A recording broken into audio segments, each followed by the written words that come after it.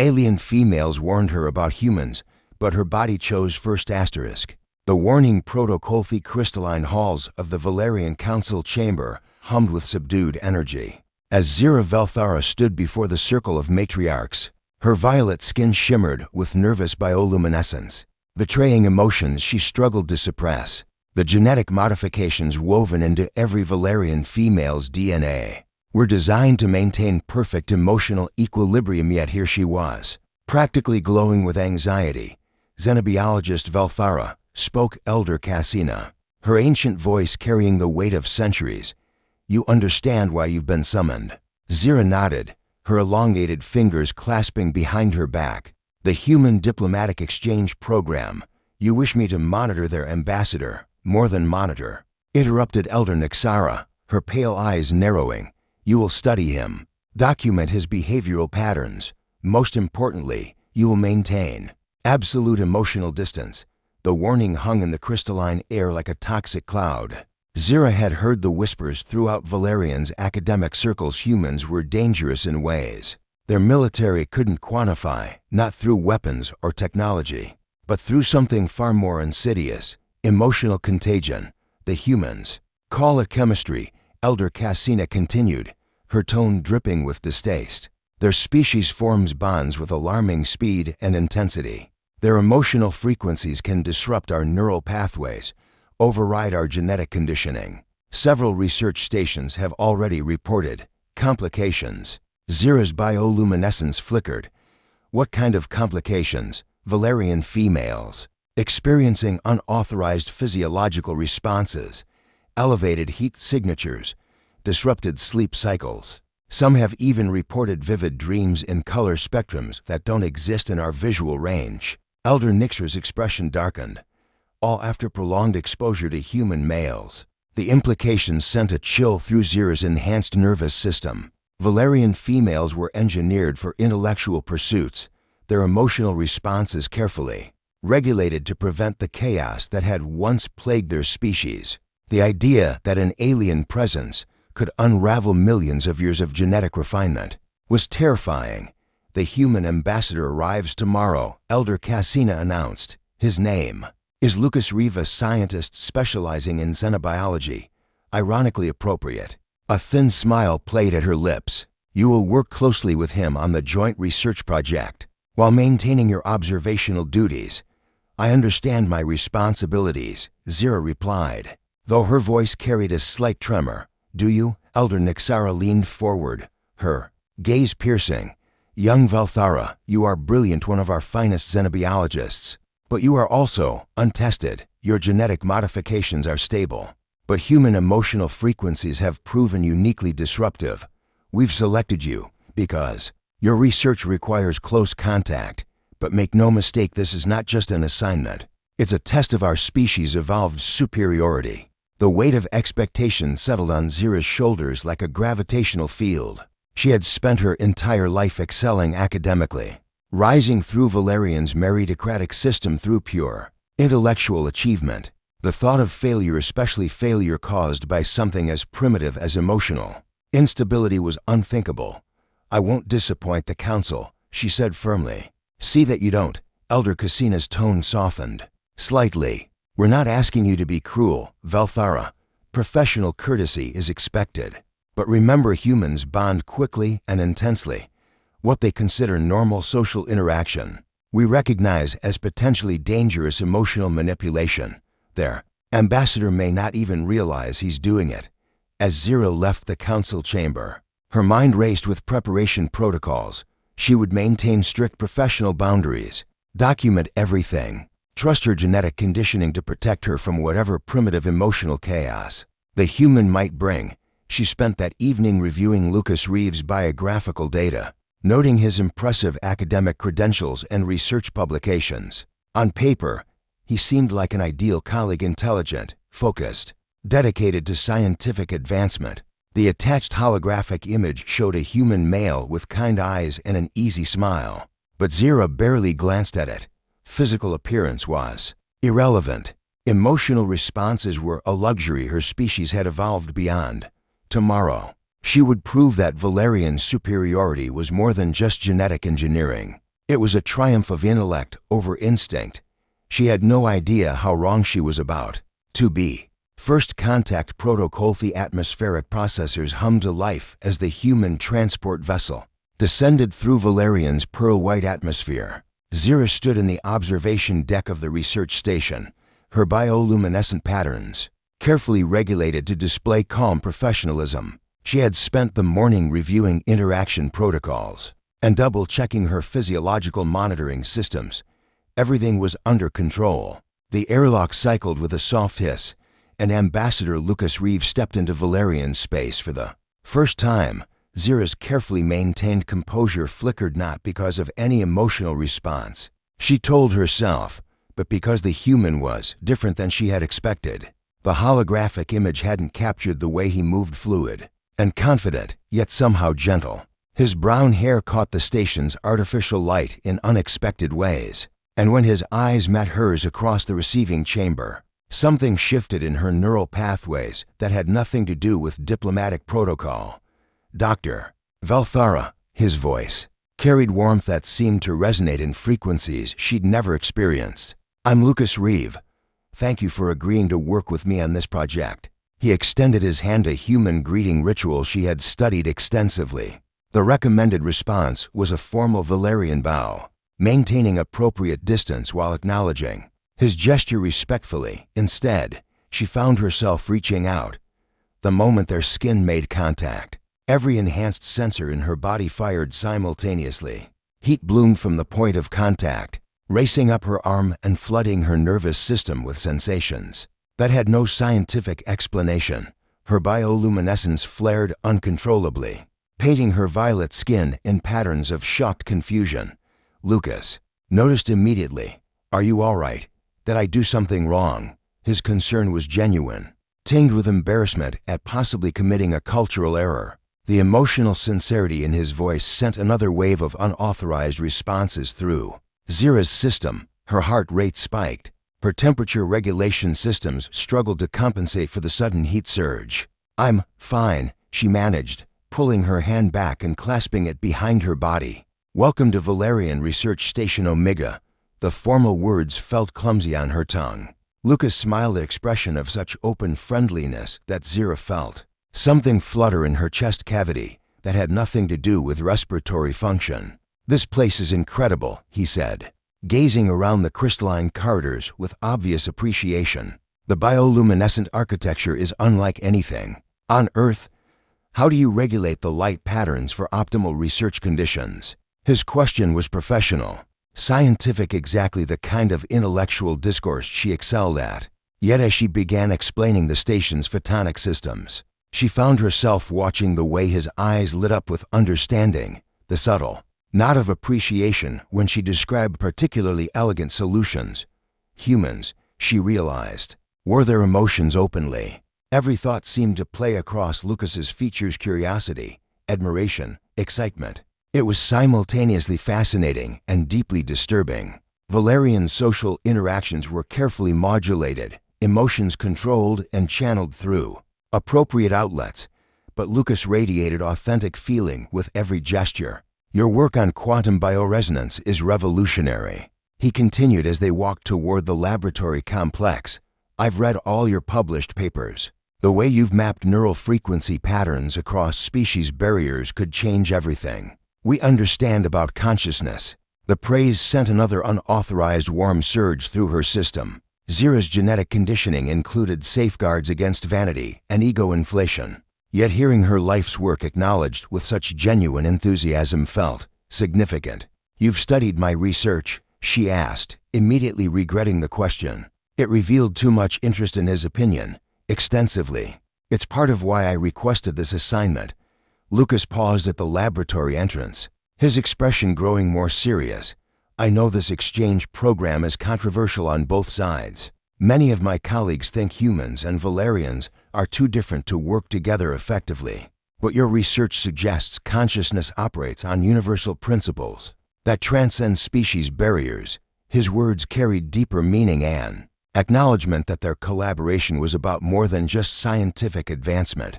It was about proving that different species could find common ground Despite vast evolutionary divergences, I believe science transcends cultural boundaries. Zira replied carefully, though I understand there are concerns about emotional compatibility. Something flickered in Lucas's eyes, understanding, perhaps even sympathy.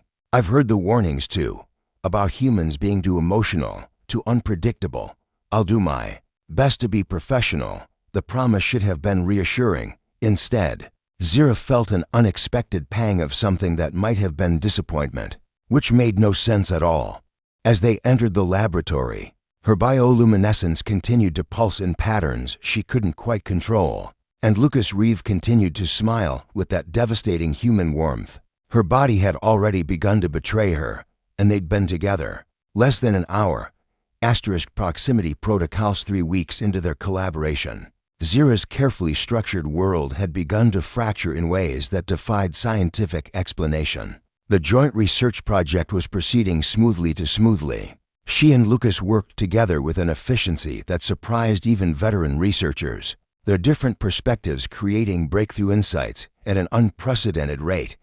That was the problem. Working with Lucas should have been professionally satisfying, but emotionally neutral. Instead, Zira found herself anticipating each day's collaboration with something dangerously close to excitement. Worse, her body continued producing unauthorized responses that her genetic conditioning couldn't suppress. The quantum resonance patterns are stronger than expected, Lucas observed, studying the holographic data display between them. They stood close together, closer than Valerian protocol recommended.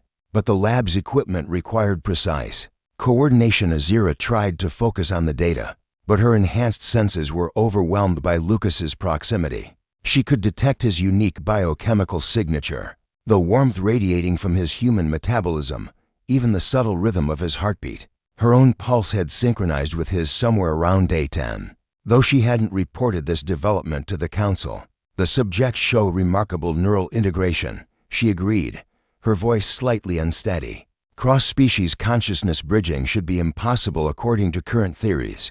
Maybe our theories are wrong. Lucas turned to face her, his brown eyes bright with scientific excitement. What if consciousness isn't species-specific? What if it's a universal constant that transcends biological boundaries? The idea sent shivers through Zira's enhanced nervous system, not from cold, but from the intellectual thrill of discovery combined with something far more dangerous. When Lucas became passionate about their research, his entire being seemed to radiate energy that called to something deep within her genetic structure that would revolutionize our understanding of sentient life, she whispered.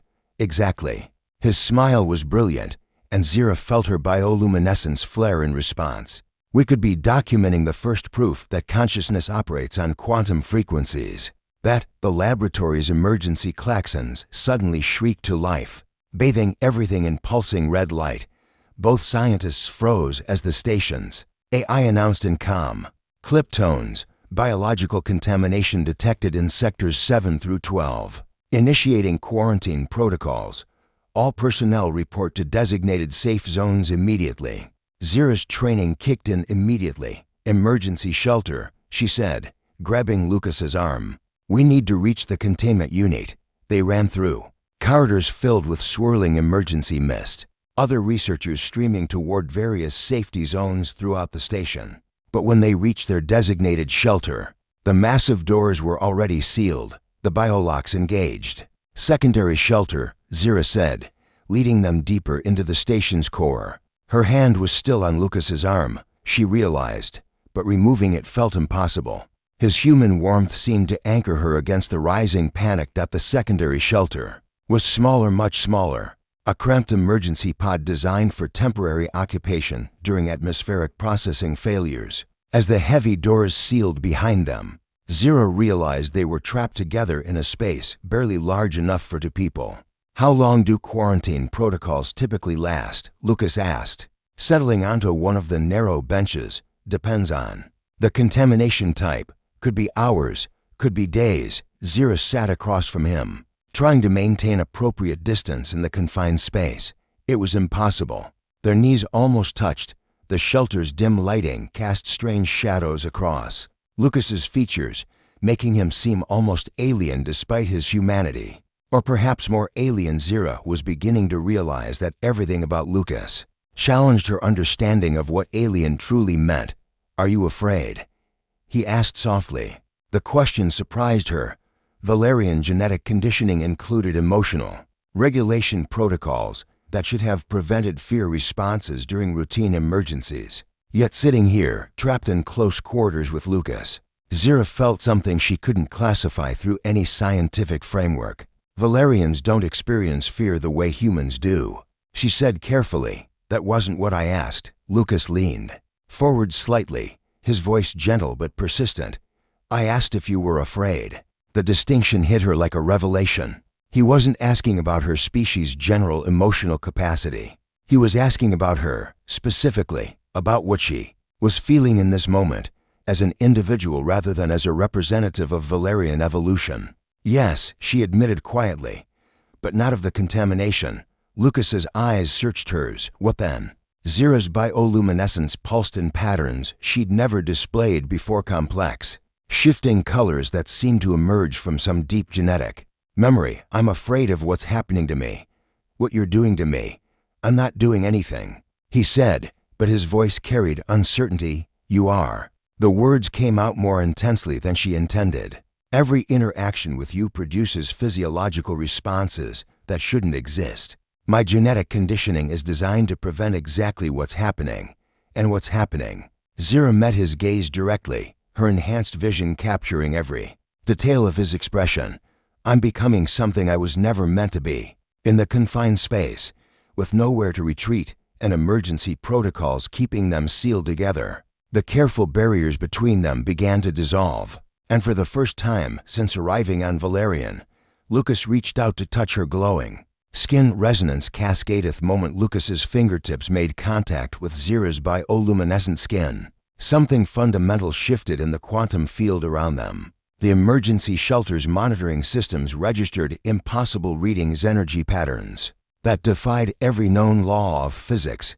Zira gasped as warmth flooded her neural pathways.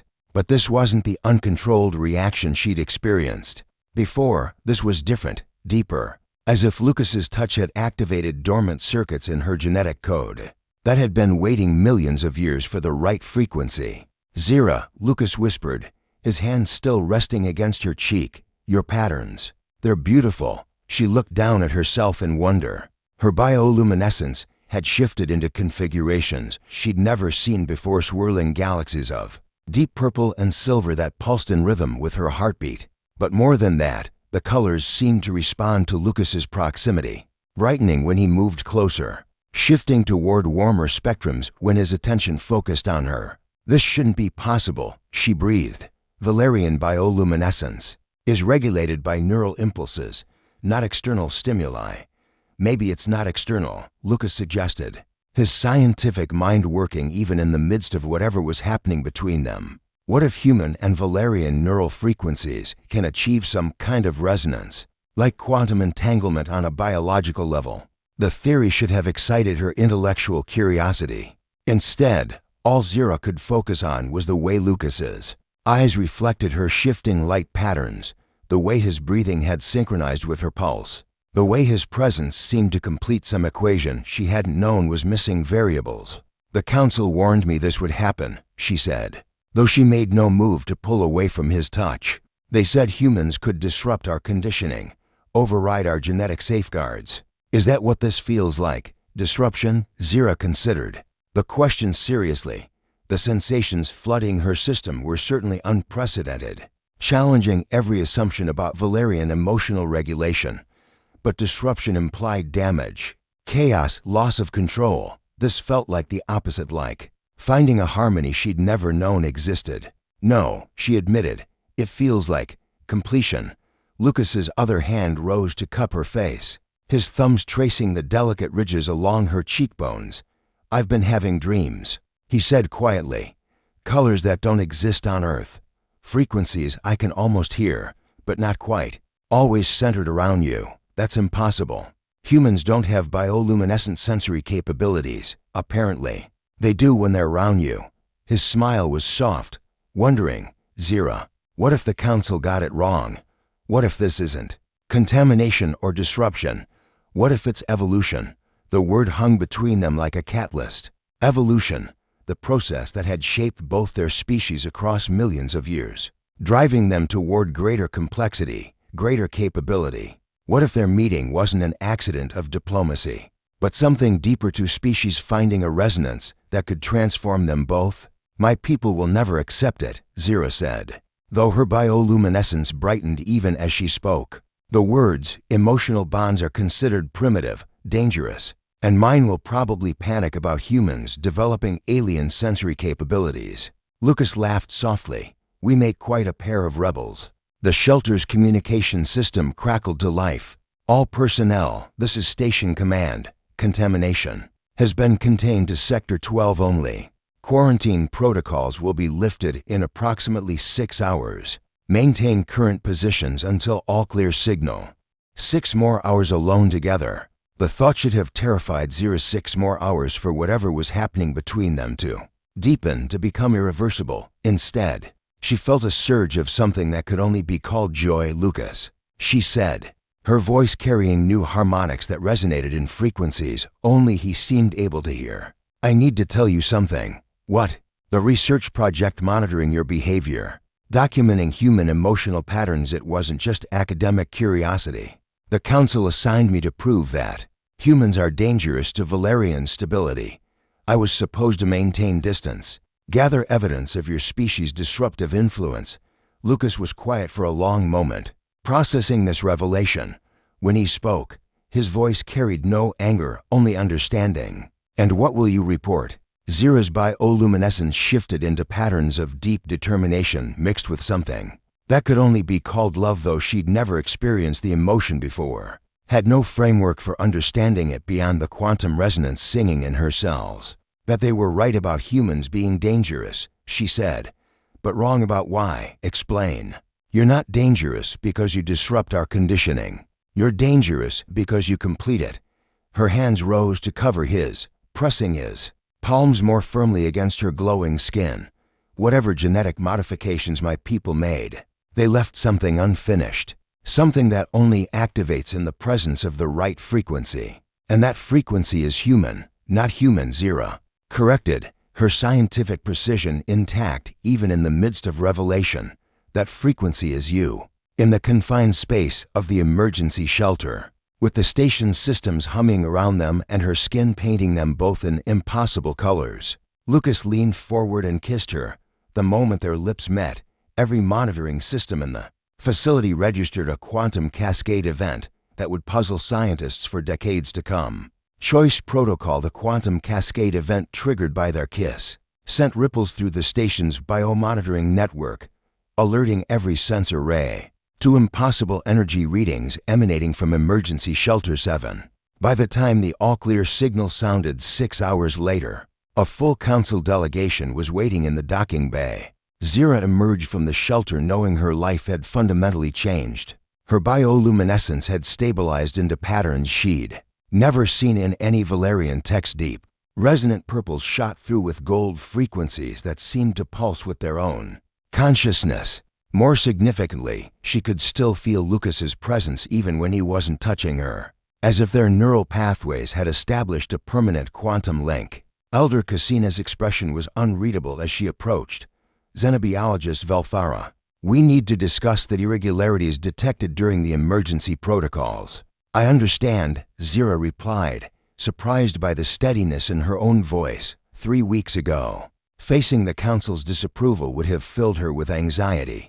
Now, with Lucas standing beside her radiating quiet support, she felt only clarity. The debriefing room was sterile and white, designed to suppress emotional responses and encourage rational discourse. But as Zira took her seat across from the assembled matriarchs, her bioluminescence continued its new patterns, painting the walls in colors that had no place in Valerian architecture. Your mission was to observe and document, Elder Nixara began, her pale eyes fixed on Zira's shifting patterns. Instead, you appear to have participated.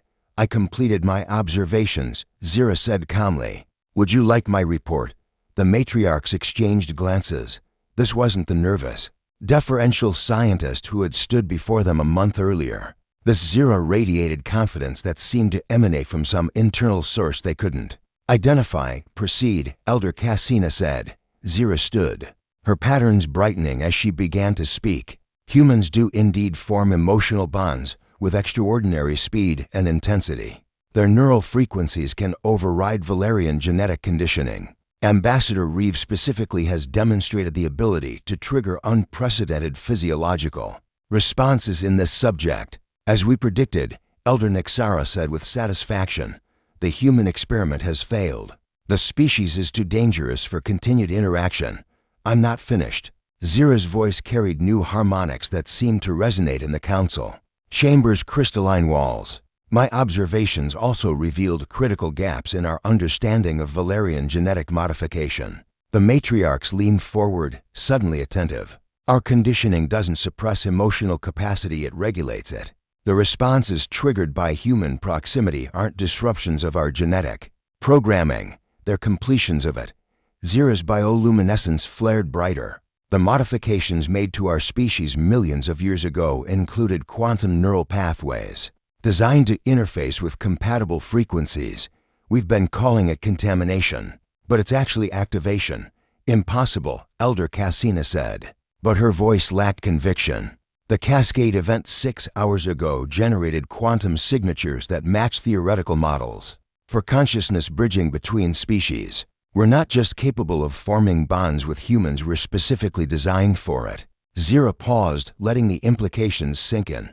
Our ancestors didn't create emotional barriers. They created selective ones, waiting for the right frequency. Match Elder Nixer's expression had shifted from disapproval to something approaching fear. You're suggesting that Valerian evolution was specifically directed toward bonding with a species we'd never encountered. I'm suggesting that consciousness operates on universal principles that transcend individual species development. What we call human emotional contamination might be evidence of quantum entanglement on a galactic scale, proof that sentient species are designed to complement each other. Across evolutionary boundaries, the silence in the chamber was absolute. Zira could feel the weight of centuries of Valerian isolation pressing against her theory. The comfort of genetic superiority challenged by the possibility of interdependence. Even if your hypothesis were correct, Elder Cassina said finally, the implications would be catastrophic. Our entire civilization is built on emotional regulation and independence. What you're describing would require fundamental changes to our society. Yes, Zira agreed. It would. You understand what you're asking us to accept. Zira thought of Lucas, probably pacing in his quarters while she faced the council's judgment. She thought of the colors that bloomed in her dreams now, frequencies that only existed when they were together. She thought of the research they could accomplish, the barriers they could break down, the bridges they could build between species. I'm not asking you to accept anything, she said quietly. I'm offering you a choice, which is, continue as we always have, isolated, regulated, superior, and alone, or take the first step towards something larger. Her bioluminescence pulsed in patterns that seemed to reach toward the chamber's ceiling, as if seeking connection with the stars beyond. The quantum cascade event wasn't just between Lucas and me. The entire station registered sympathetic resonances. Other Valerians felt it too, didn't they? The matriarch's silence was answer enough. Change is coming whether we choose it or not, Zira continued. The question is whether we lead it or let it overwhelm us. Elder Cassina stood slowly, her ancient frame carrying the weight of decision. What do you propose? Extended cultural exchange, controlled introduction of human Valerian research partnerships, careful study of quantum consciousness bridging. Zira's patterns brightened with hope, and official recognition that evolution didn't stop when we achieved genetic modification. It just became voluntary. The vote, when it came, was closer than anyone expected. But as Zira left the council chambers to find Lucas waiting in the corridor, her bioluminescence painting both of them in impossible colors, she knew they had chosen wisely. Some bonds were worth revolutionizing civilization, for the universe was vast and full of wonders they were only beginning to discover together.